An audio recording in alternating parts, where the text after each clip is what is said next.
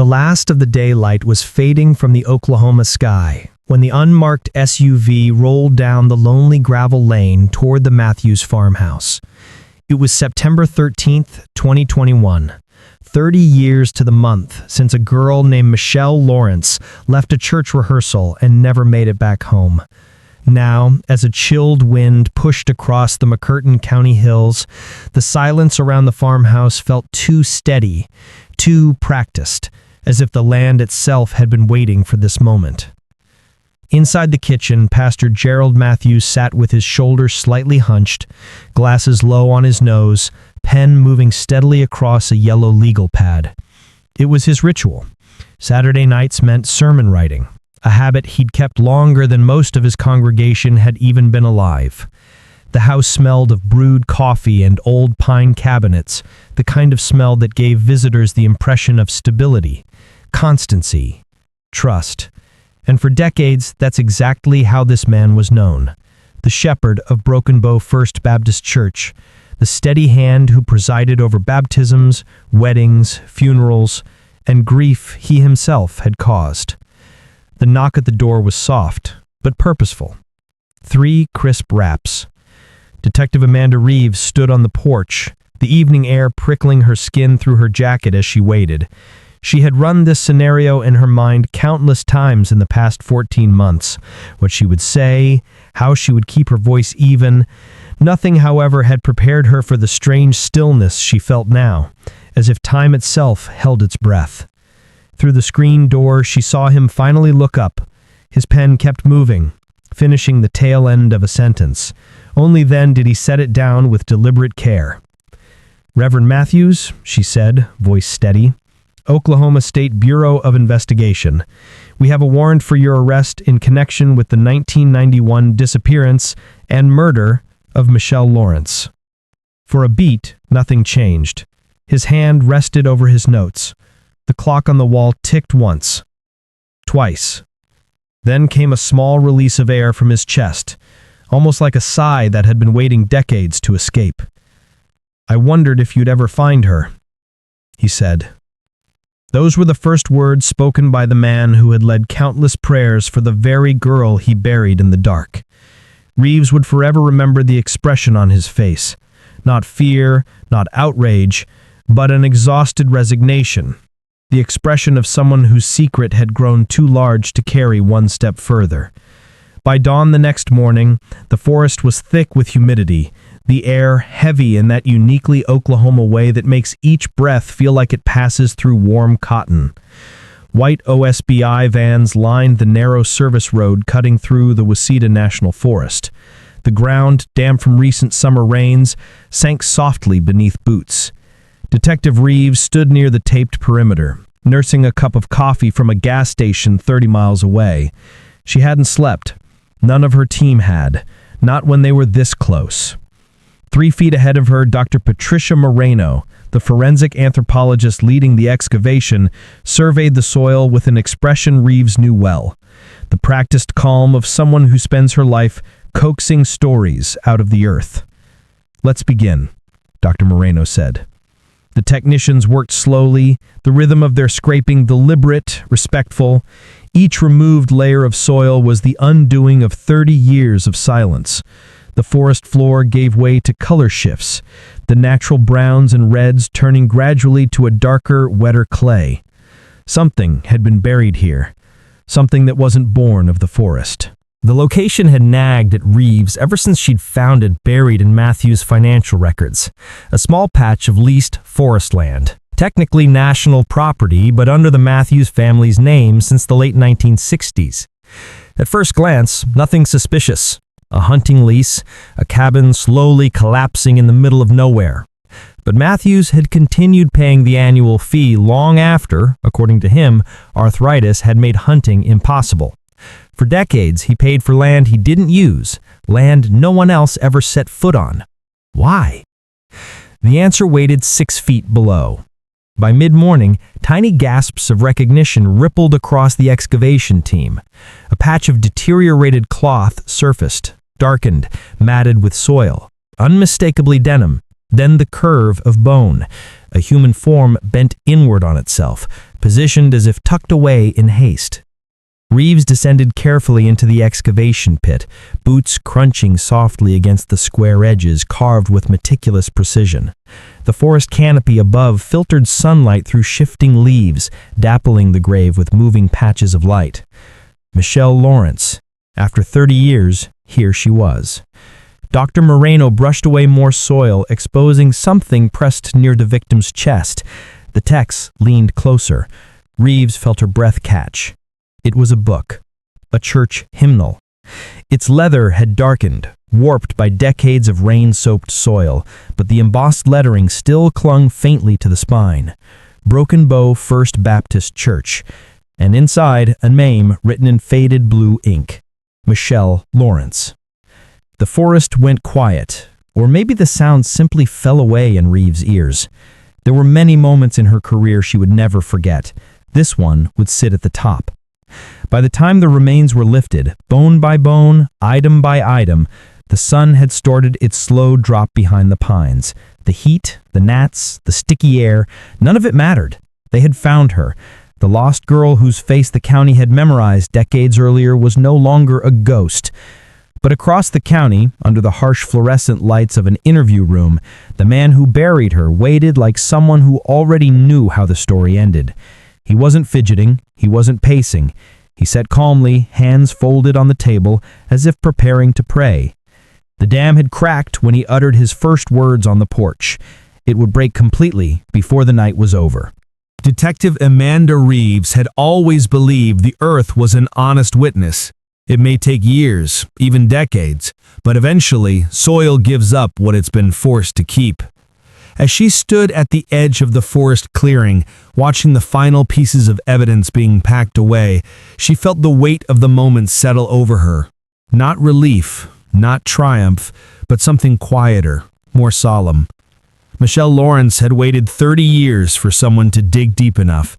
Now that they had, Amanda felt a responsibility pressing on her chest. Bring her home. Tell the truth she never got to tell. The drive back to the McCurtain County Sheriff's Office felt longer than the 32 miles indicated. The sun was low, casting thin bands of golden light across the highway. Pines whipped past the windows, hundreds of them, silent, indifferent, as if the past 30 years had meant nothing to them. And yet, in their shadows, a secret had slept. Inside the interview room, Pastor Gerald Matthews lifted his head when Reeves walked in. He didn't smile, didn't frown. His expression was unsettlingly neutral, the calm of a man who had already surrendered to what comes next. His hands rested on the table as though folded in prayer, fingertips lightly touching. "Detective," he said, nodding politely, the same way he might have greeted a congregation member on the Sunday morning. His voice was still soft and pastoral, a voice that had comforted grieving families and baptized children, a voice that had lied for 3 decades. Reeves sat across from him, pressing the record button on the small black device between them. A red light blinked on. "This interview is being recorded," she said. "Time is 8:14 p.m. Matthews nodded again. "I understand. You have the right to remain silent. Your attorney advised you not to speak." "He did," he said gently, "but I've been silent long enough." The sentence fell like a cold ripple across the metal table. Reeves folded her hands, steady but tense. She knew better than to push too fast. Confessions like these unraveled slowly, thread by thread, because men like Matthews always pulled their own strings. "Tell me what happened," she said quietly. For several seconds, Matthews didn't move. His eyes drifted upward toward the humming fluorescent light. His breath left him in a soft, trembling sigh. "She was special," he began. Reeves had read that word dozens of times in the old case files, notes he'd written to Michelle, comments he'd made in interviews, remarks former church members remembered him saying. Now he used it again, but this time the word sounded hollow, stripped of its old disguise. "I told myself I was guiding her, a mentor, a shepherd tending a young soul." He paused. But that was a lie, I told myself. A lie I clung to. Reeves didn't interrupt. She let the silence widen until he filled it again. "I saw in Michelle something bright," he said, "something pure. And when I felt her pulling away, it frightened me. She'd been avoiding me for weeks. July came, and I knew she planned to tell someone, her parents, the church board, maybe even the police." "So you asked her to stay after choir practice," Reeves said. He nodded. "Yes, I asked her to speak in my office." The room felt smaller suddenly, the air denser. Reeves leaned forward just slightly, her gaze locked on his. "Tell me what happened when the two of you were alone." Matthews closed his eyes for a moment. When he opened them again, they glistened. Not with tears, but with the sheen of a man finally lifting a boulder he'd been crushed under for decades. "She sat across from me. She kept her hymnal in her lap. She always did when she felt uncomfortable. I tried to apologize, or I pretended to." His jaw tightened. "But really, I was begging for my own protection. I told her how damaging accusations could be. I told her she should think of the church, her parents, her reputation." "Manipulation," Reeves said softly. "Yes," he agreed, "though at the time I justified it as guidance." He swallowed, voice thinning. "She didn't accept it. She told me it needed to stop. The private meetings, the notes, the pressure. She said she was going to tell her mother if I didn't respect her boundaries." "What did you do?" His fingers twitched slightly. "I panicked." That single admission cracked the air. Matthew's voice wavered. "I reached for her arm. As she stood up, she pulled away. I pushed her." He inhaled sharply through his nose, as though bracing against a memory he'd spent years trying to bury. "She fell backward. Her head struck the edge of my desk." Reeves felt the old reports flash through her mind. The missing girl, the unanswered questions, the clean office, the locked car with the key still inside. She pictured a 19-year-old collapsing in a place she had always considered safe.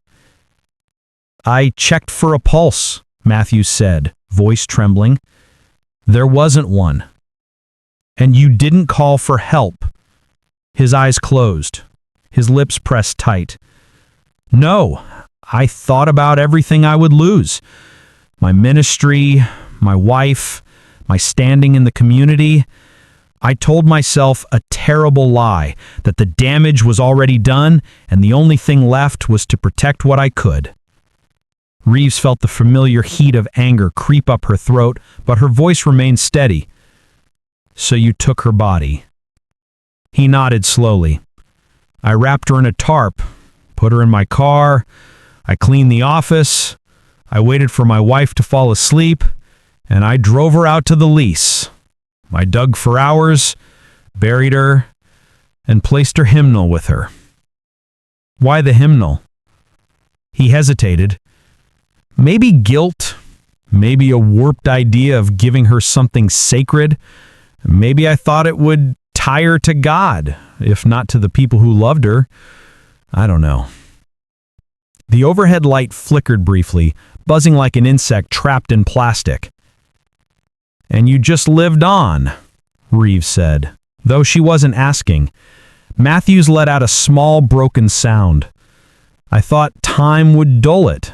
I thought if I prayed hard enough, the guilt would weaken, but it never left. Every sermon, every funeral, every time I saw her mother. Especially her mother." Reeves felt something twist inside her chest, but her voice remained steady. "You visited Carol Lawrence for years." He nodded slowly. "I told myself it was the Christian thing to do. I sat in her living room while she cried. I prayed with her. I prayed for answers I already knew." A sickening heaviness pressed into the room, as though the truth itself carried weight. Reeves let the silence settle again. It was thick, suffocating, and deserved. Finally, she pressed her palms to the steel table and rose. "The record will reflect your statement," she said quietly. "This concludes the interview." Matthews lowered his eyes. His lips moved silently, not in prayer tonight, but in the ghost of a life he had built on lies. When Reeves stepped out of the interview room, the hallway lights felt too bright. She exhaled, slow and steady. For Michelle, for Carol, for every year stolen by a man who hid behind scripture. The truth was finally out. But the story, Michelle's story, was far from finished. The forest had barely surrendered its secret when news began its slow, careful journey toward the one person who had waited longer than anyone for answers. Before returning to her hotel that night, Detective Amanda Reeves drove to Cedar Street, Michelle Lawrence's old neighborhood, where porches sagged with age and screen doors creaked in familiar, comforting ways. At the end of the block stood the Lawrence home, its blue shutters faded now, but still clinging to the color Michelle would have known as a girl. Reeves paused at the foot of the walkway, steadying herself. She'd practiced telling families their loved one had been found deceased, found too late, found after years of waiting. But no rehearsal ever softened the reality. Behind that door was a mother who had carried grief so long it had become a limb she couldn't put down. When Carol Lawrence opened the door, she looked smaller than Reeves remembered, frailer, as though the weight of 30 years had finally pressed her into something breakable. Her gray hair was pulled back loosely, her cardigan buttoned unevenly, yet her eyes were sharp, searching, almost expectant. "You found her," Carol said before Reeves spoke a word. The statement wasn't hopeful or fearful. It was a quiet truth Carol had known would come one day, just as she'd known every night of the last 3 decades that Michelle was gone. Grief gives some mothers a sixth sense. Carol had lived inside hers so long that certainty had replaced hope.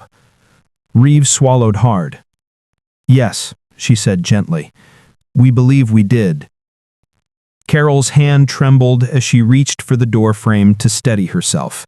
For a moment her gaze drifted somewhere far away, somewhere beyond time, where a 19-year-old girl still walked out the front door with a hymnal tucked under her arm.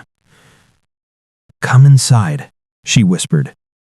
The living room smelled faintly of lavender and old books.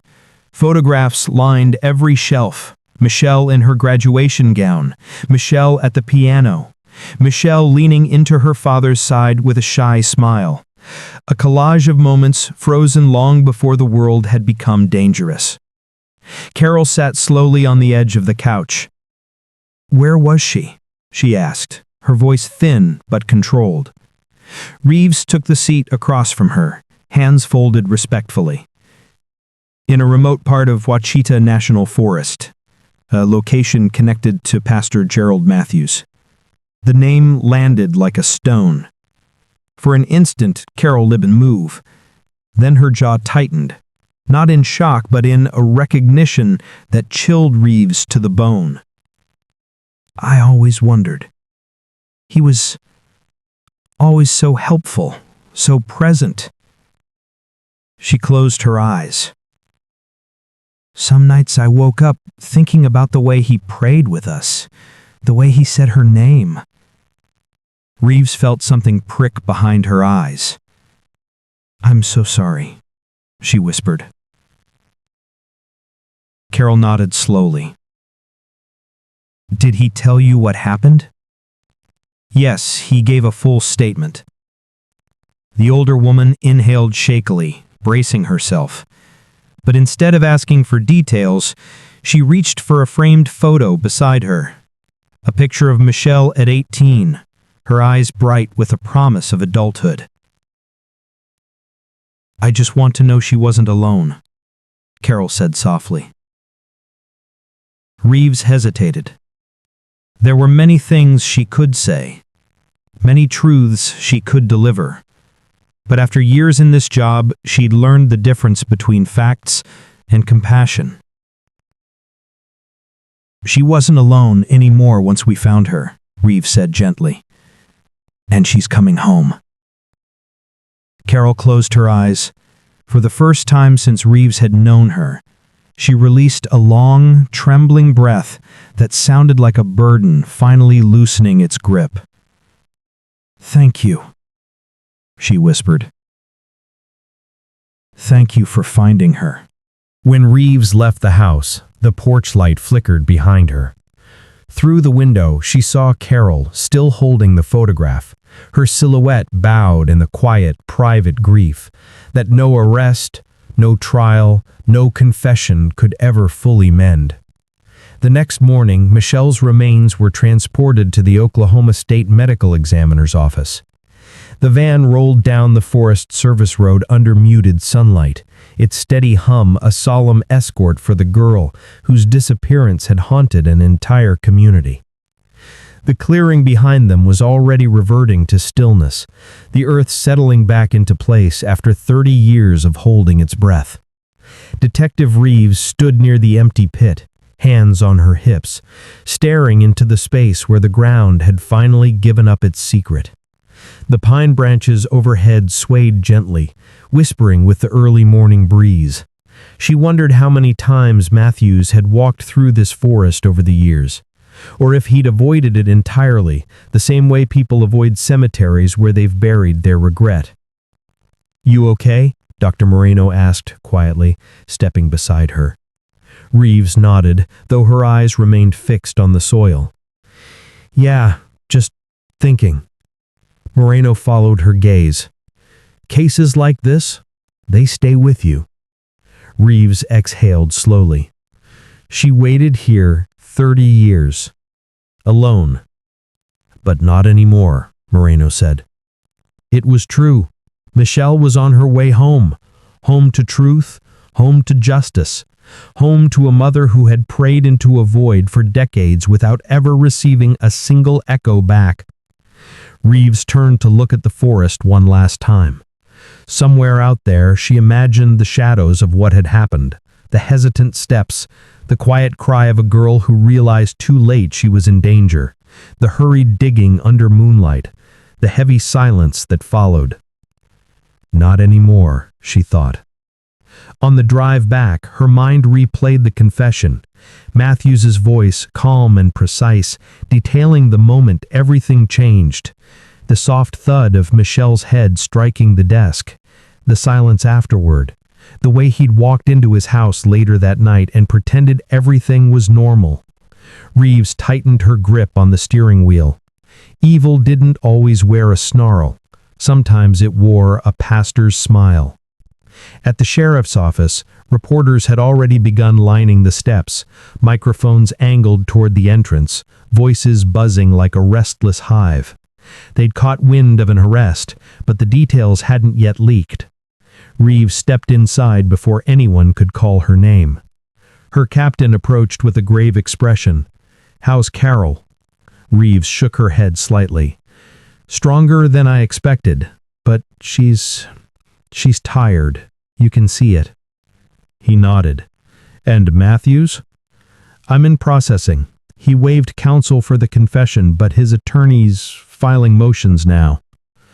"Doesn't matter. We've got the remains, we've got the hymnal, we've got his statement." Reeves leaned back against the wall, weary down to her bones. "We've got Michelle," she said quietly. That was the part that mattered most. As night settled over the county again, Broken Bow slept uneasily. People sensed movement in the air, an old story stirring, an old wound reopening. Rumors slipped through town like smoke, the pastor, the girl, the forest. By morning, the truth would be everywhere. Michelle Lawrence had been found, and her killer had finally been named. By sunrise, Broken Bow was already stirring with a nervous electricity, the kind that ripples through a small town when long-buried secrets claw their way to the surface. Coffee shops buzzed louder than their aging espresso machines, neighbors whispered over fences, and the phones at the sheriff's office rang non-stop. Something monumental had happened. Something people had whispered about behind closed doors since the summer of 1991. But now those whispers were turning into a rising tide of questions. Detective Amanda Reeves slipped through a side entrance to avoid the cameras gathering out front. Despite her best efforts, a few reporters shouted after her. "Detective, is it true the suspect is a local pastor? Has the victim been identified? Is this connected to the Lawrence case?" Their voices blended into a kind of frantic static she'd learned to tune out. The truth would be public soon. Every detail, every heartbreak, every revelation. But not yet. Not until the medical examiner finished the confirmation. Not until Carol Lawrence was given the dignity of hearing it officially first. Reeves headed straight for the evidence room, where the hymnal was now sealed in a clear case on a stainless steel table. She stood over it for a long moment, staring at the fading blue letters inside the cover. Michelle Ann Lawrence, Broken Bow First Baptist Church, Youth Choir. It looked like something any girl would have written, a neat claim of ownership, a simple identifier. But now it was something heavier. It was a voice reaching through time.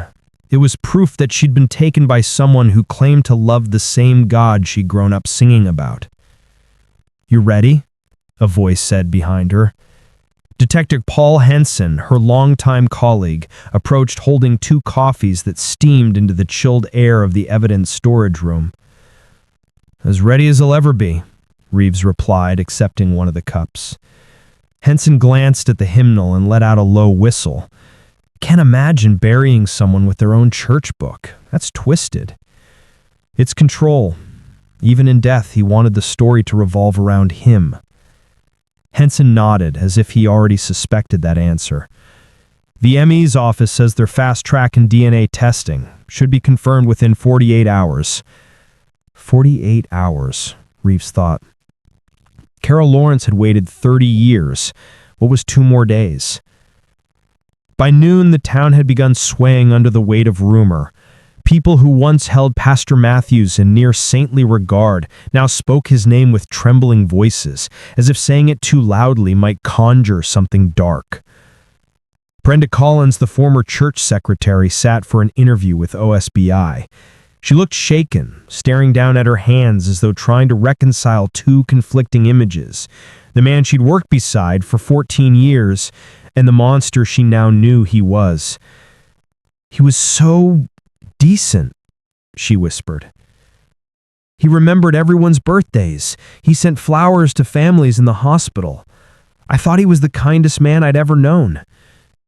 She paused, swallowing hard.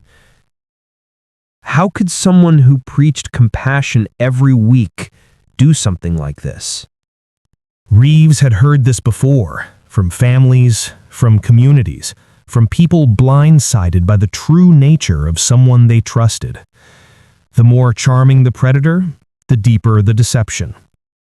Later that afternoon, Reeves returned to Oklahoma City to follow up with Dr. Moreno. The medical examiner's office smelled faintly of disinfectant and cold metal, a place where science and sorrow often occupied the same space. Dr. Moreno met her in a hallway. "We've completed the preliminary assessment," she said. "No surprises. Female, early adulthood, height consistent with Michelle. But what's more telling is the pattern of damage to the skull." "Blunt trauma?" Reeves asked, though she already knew. "Back of the head," Moreno confirmed. "Consistent with hitting a hard edge. No defensive wounds. No prolonged struggle. She likely lost consciousness instantly." Reeves closed her eyes for a moment. The image of Michelle, frightened, pulling away, standing near that heavy oak desk, flashed in her mind. "When the DNA comes back," Moreno said gently, "you'll have your confirmation." "We already do," Reeves whispered. Back in Broken Bow, the sheriff's office was a hive of movement.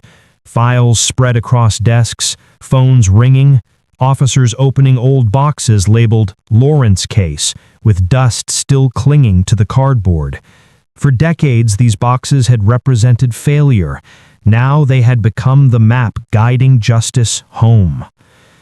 That evening, Reeves returned to her hotel and sank into the stiff mattress, exhaustion pulling at her bones. But sleep didn't come easily. Every time she closed her eyes, she saw Michelle's diary entries, photocopies she'd studied so many times she could recite them. PM wants to meet again. I have a weird feeling about it. He said something about spiritual bonds. I don't think I misunderstood. I'm going to tell him I'm not comfortable anymore. Reeves turned onto her side, pressing a hand to her forehead. Michelle had tried to set boundaries. She had tried to reclaim her safety. She had tried to speak up. But she never got the chance. The next morning, Carol Lawrence called.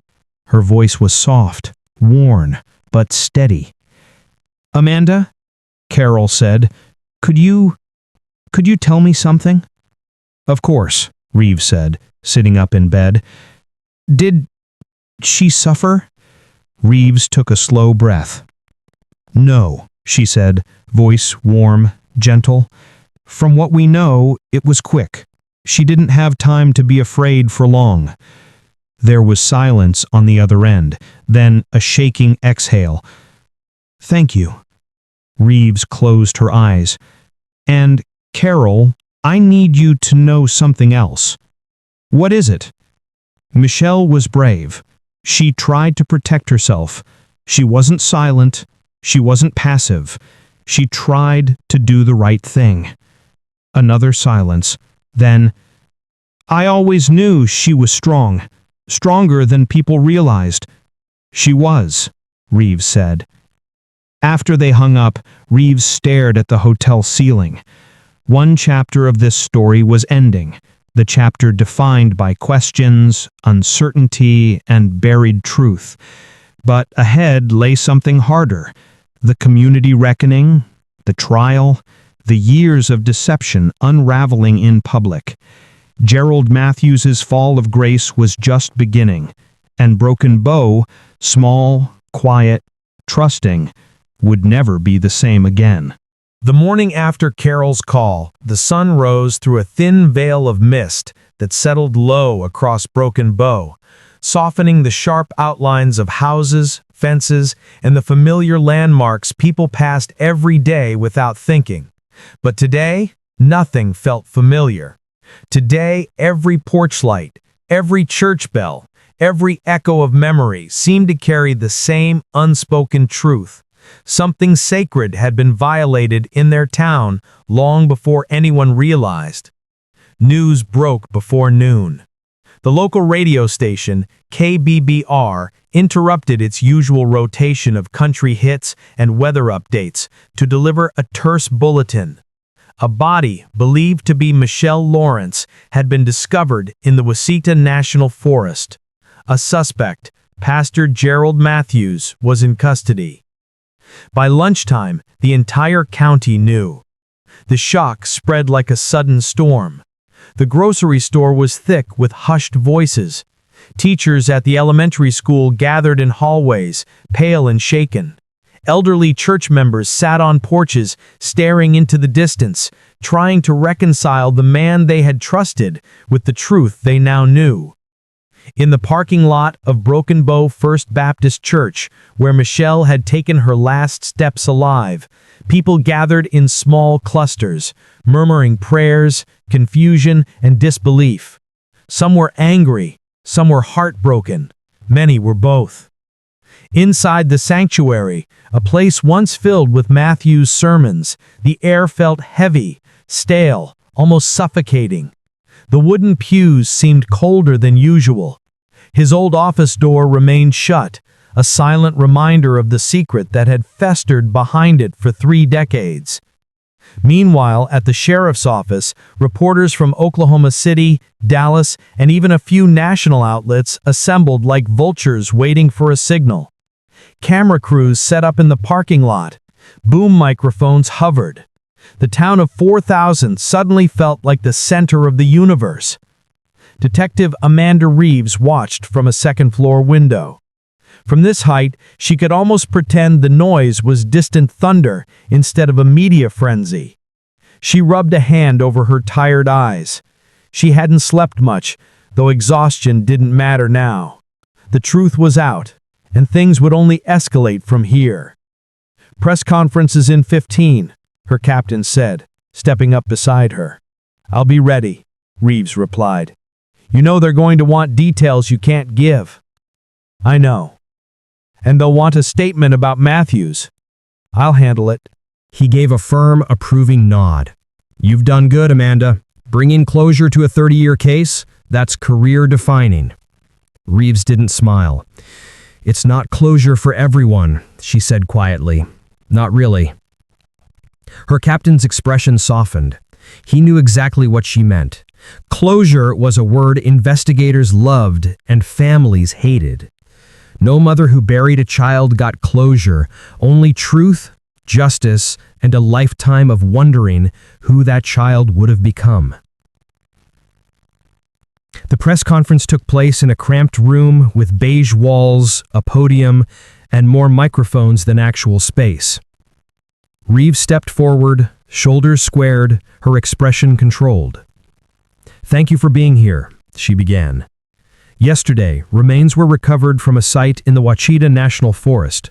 Based on preliminary analysis and associated evidence, we believe these are the remains of Michelle Lawrence, missing since July 13, 1991. A suspect, Gerald Matthews, age 78, was arrested last night at his residence. He has provided a recorded confession."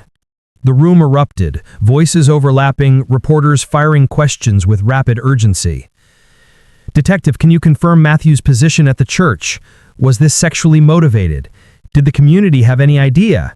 How did he evade suspicion for decades?" Reeves raised her hand. The room quieted. "We cannot discuss specific details pending full forensic confirmation and upcoming legal proceedings. What I can say is this: Michelle deserved truth, and she deserved justice. Today, she is one step closer to both." Cameras flashed, someone sniffled. The room felt charged with grief and vindication. One reporter from Dallas asked, "Detective Reeves, you've spoken to Michelle's mother. How is she handling the news?" Reeves paused. "Mrs. Lawrence has shown extraordinary strength. She has waited 30 years for answers. Our priority now is supporting her through what comes next." It was the only answer she could give, and the only one that mattered. At the church, congregants gathered that evening for an emergency meeting held by the deacons and interim leaders. The sanctuary was tense, filled with heavy breaths and tear-shined eyes. Scattered gasps rippled through the room as leaders confirmed what everyone already knew. Matthews had confessed. An older woman in the front row covered her mouth and sobbed. A man near the back slammed his fist on the pew, shouting, 30 years! 30 years he lied to us!" Others just sat in stunned silence, staring at the altar where Matthews had preached thousands of sermons. The betrayal cut deeply, not just because of the crime itself, but because it had been hidden behind prayers, behind scripture, behind the trust of an entire community. One deacon stepped up. His voice shook as he spoke. We failed to see what was in front of us. For that, we are deeply sorry." Someone whispered harshly, "How could we have known?" But a woman standing near the aisle responded softly, "Maybe we didn't want to." Her words hung in the air like smoke. That night, Reeves returned to her office. Files were spread across her desk, decades of witness statements, photocopied diary entries, newspaper clippings, search maps, and interview transcripts. Each one had been a piece of a puzzle that for years seemed impossible to solve. She sat heavily in her chair, rubbing her temples. She thought of Carol, alone in her quiet house. She thought of David Lawrence, gone now, buried before he ever learned the truth. She thought of Michelle, whose life had been cut short before she had the chance to become who she dreamed of being. A knock on the door pulled her from her thoughts. Paul Henson poked his head in. "You should go home. You look like you've been hit by a truck." Reeves mustered a tired smile. "Feels like it." Paul stepped inside, leaning against the filing cabinet. "I've been thinking about all those years Matthews stood in that pulpit, preaching forgiveness, humility, righteousness." He shook his head. "The audacity of some people." Reeves looked up at him. "Evil doesn't always look like what we expect," she murmured. "Sometimes it looks like someone you trust." Paul nodded slowly. "Guess the whole town's figuring that out now." Reeves glanced at the box labeled Evidence, 1991, the one she'd been working through for months. "We found her," she said. "That's what matters." "Yeah," Paul said quietly. "We did." Outside, the town lights flickered in the thick Oklahoma night, and somewhere down Cedar Street, a mother sat awake, hand resting on a photograph of her daughter, waiting for the day she could finally lay her to rest. The storm had broken, but the reckoning had only just begun. The days following Gerald Matthews' arrest unfolded with a surreal, dreamlike heaviness, as if the whole town were moving through water. Everyone seemed to carry the same dazed look in their eyes, the same whispered questions trailing behind them like shadows. How could this happen? How did we miss it? How many Sundays did we sit in those pews, blindly trusting him? But even as shock rippled through the community, a different effort surged forward, the preparation for trial. Detective Amanda Reeves found herself buried in paperwork, coordinating with prosecutors, reviewing the confession transcript word by word. Matthews had folded his entire life into those 47 minutes. His manipulation, his panic, his lies, his shame. It was all there, and yet it still didn't feel like enough. Not for Michelle, not for Carol, not for the 30 years that had slipped by like sand. One evening, after 10 straight hours of meetings and legal coordination, Reeves stood alone in the dim corridor outside the evidence room. Fluorescent lights buzzed quietly overhead. She rested her forehead against the cool metal doorframe, exhaling a breath she felt she'd been holding for months. She wasn't alone for long. The soft knock on the wall behind her made her turn. It was Dr. Moreno, her expression gentle. "You all right?" Moreno asked. Reeves let out a humorless chuckle. "Define all right." "Fair point," Moreno said. "I just came to let you know. DNA confirmation arrived an hour ago." She reached into the pocket of her lab coat, pulling out a sealed envelope. "It's Michelle, officially." Reeves accepted the envelope with both hands. She didn't open it. She didn't have to. The truth inside was already written across the forest floor. "Thank you," Reeves whispered. Moreno hesitated before adding, "You know, cases like this, they change things. Not just procedures or investigations. They change people." Reeves nodded. "Yeah," she said softly. "They do." The next morning, Reeves drove back into Broken Bow. As she passed the familiar landmarks, the gas station where Michelle used to buy coffee before college classes, the small diner with the faded sign, the church that had once been the epicenter of community life, she felt an ache in her chest. This town had always worn its innocence like a badge. Now it wore something else, a bruise. At the Lawrence home, Carol answered the door slowly. She'd been waiting for this visit. Reeves stepped inside. The living room was quiet except for the faint ticking of a wall clock. A pot of herbal tea steamed gently on the coffee table. Carol sat in her usual spot on the couch, her hands folded neatly in her lap, as though bracing for something she'd both feared and needed. "Amanda," she said, voice thin but steady. Is it official?" Reeves took a quiet breath. "Yes, she said softly. It's her. Carol nodded once. Tears welled immediately, spilling down her cheeks, but she didn't crumble. She didn't sob.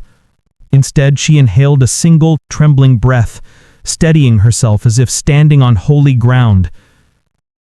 Thank you for telling me. Reeves leaned forward gently. Carol, when you're ready, we can start making arrangements to bring her home. Carol closed her eyes. I've waited 30 years, she whispered. I can wait one more day.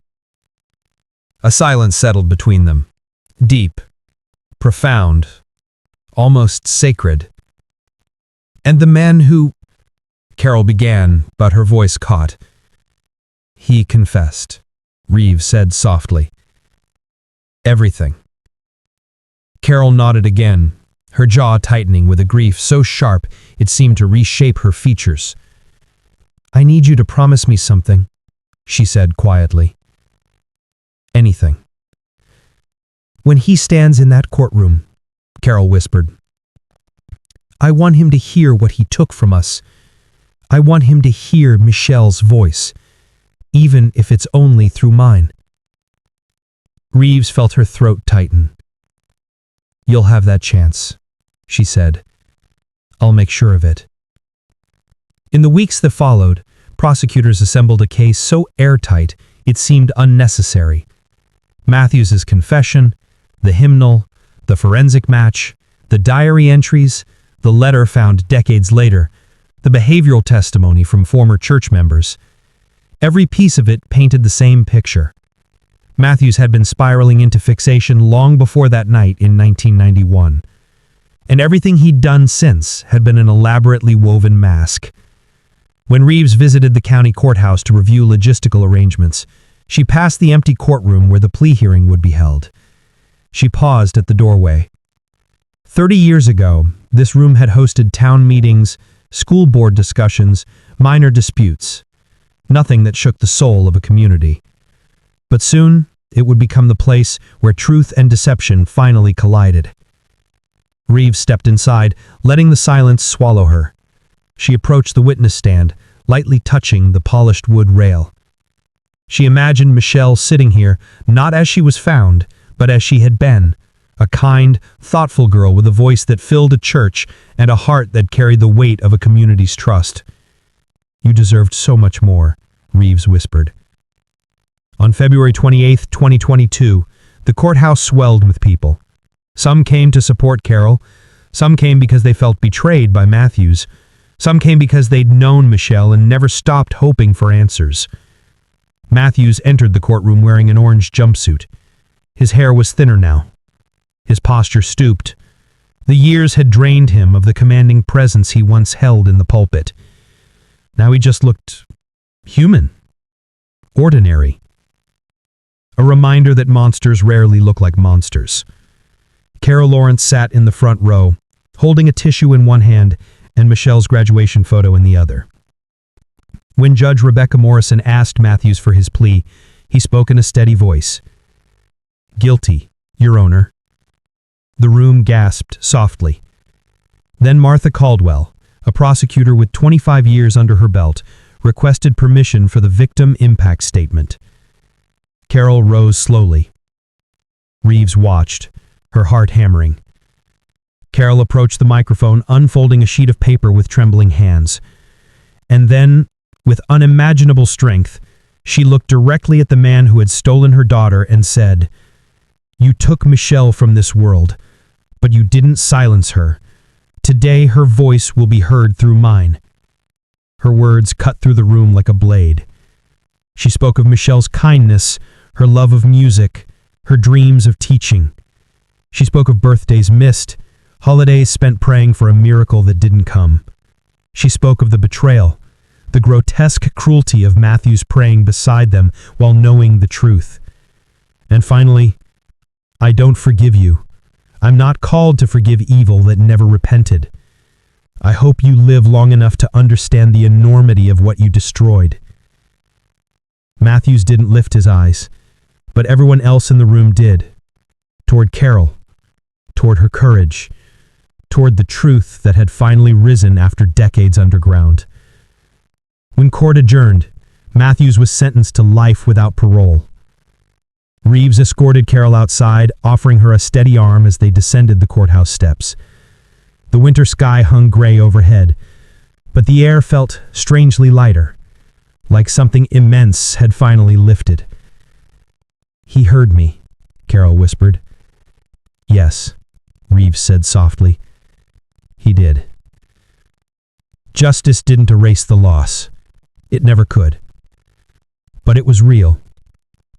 It was final. And Michelle's story, once buried in silence, now belonged to the light. In the weeks following the sentencing, Broken Bow existed in a strange, suspended quiet.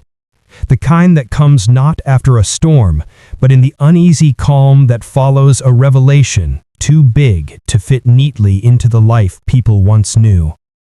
Church bulletins were rewritten. Community leaders stepped down.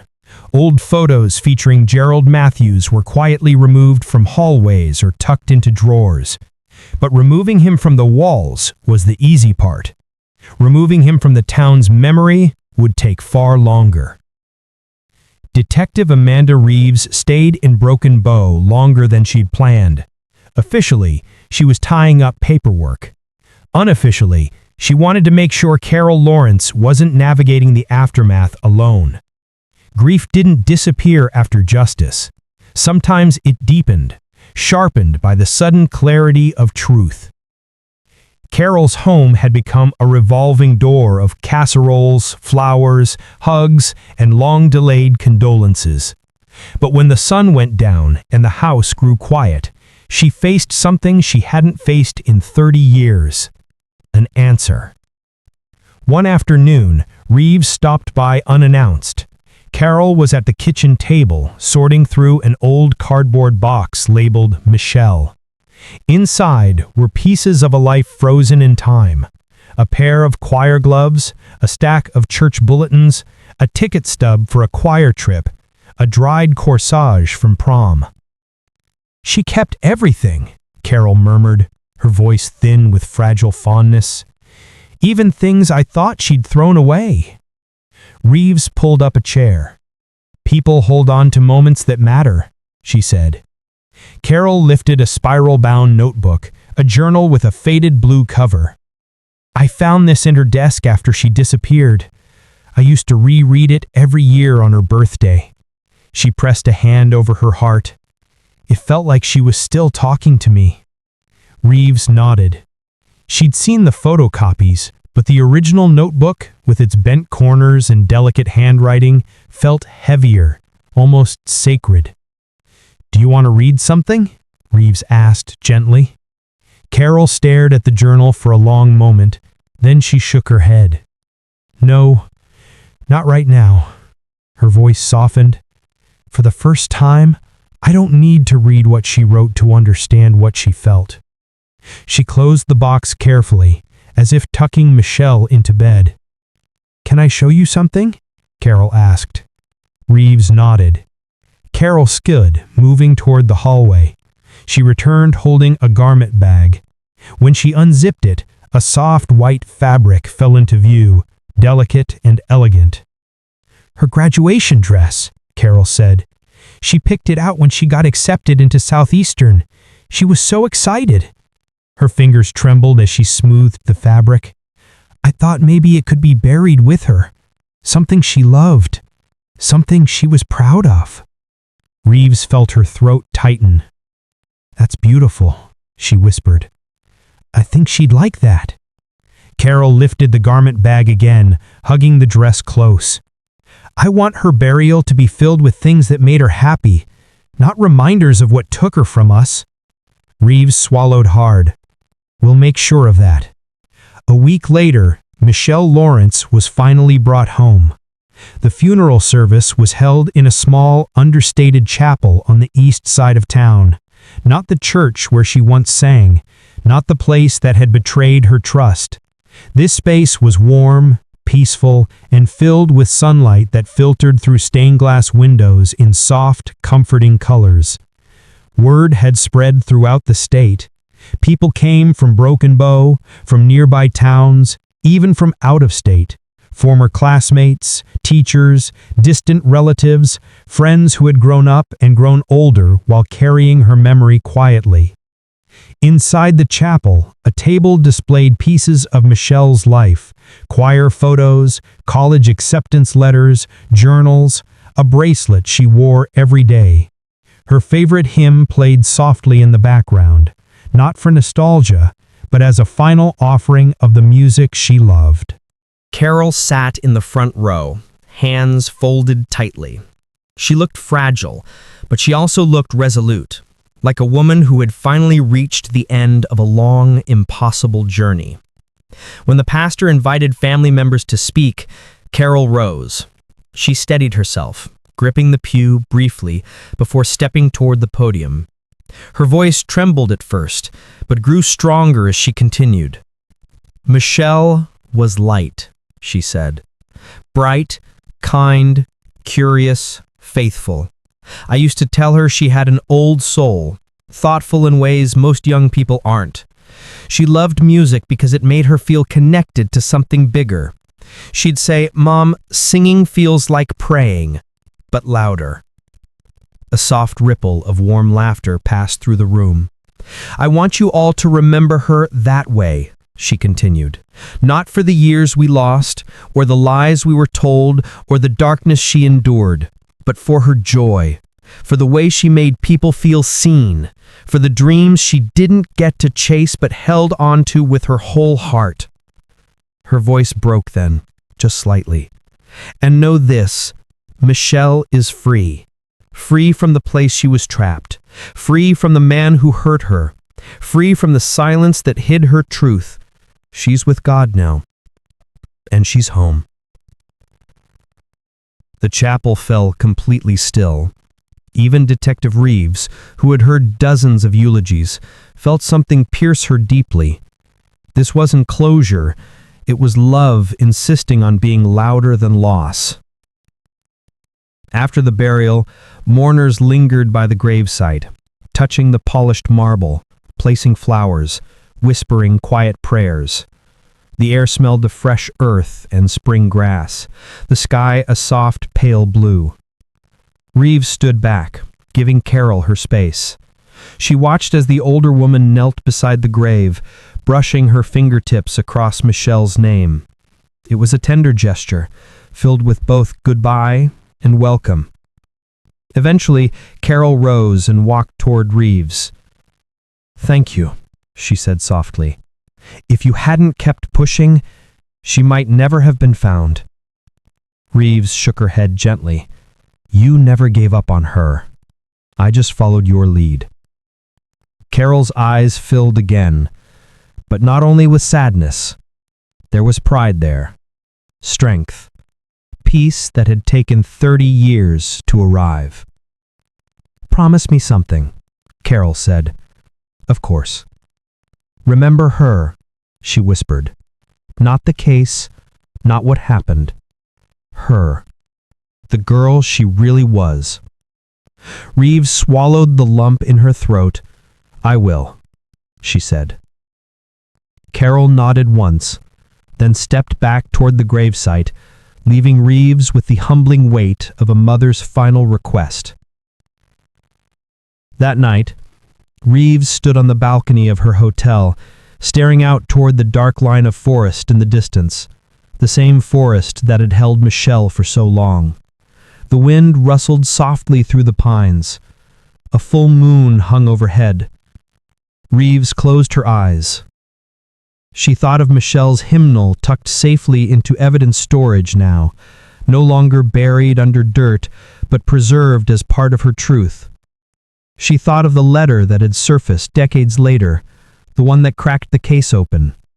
She thought of the small-town girl who had only wanted to sing, learn, grow, and leave her mark on the world. "Rest now," Reeves whispered. Somewhere in the quiet, a sense of peace settled. Not complete, not perfect, but real. Broken Bow would heal slowly. Carol would grieve forever, but the silence was over. The truth was no longer buried, and a mother finally knew where her daughter lay. As the night deepened, Reeves felt the certainty wash over her. Michelle Lawrence's story was no longer one of disappearance. It was one of discovery, one of truth, one of love louder than the years that tried to bury it. And now, finally, it was a story the world would never forget.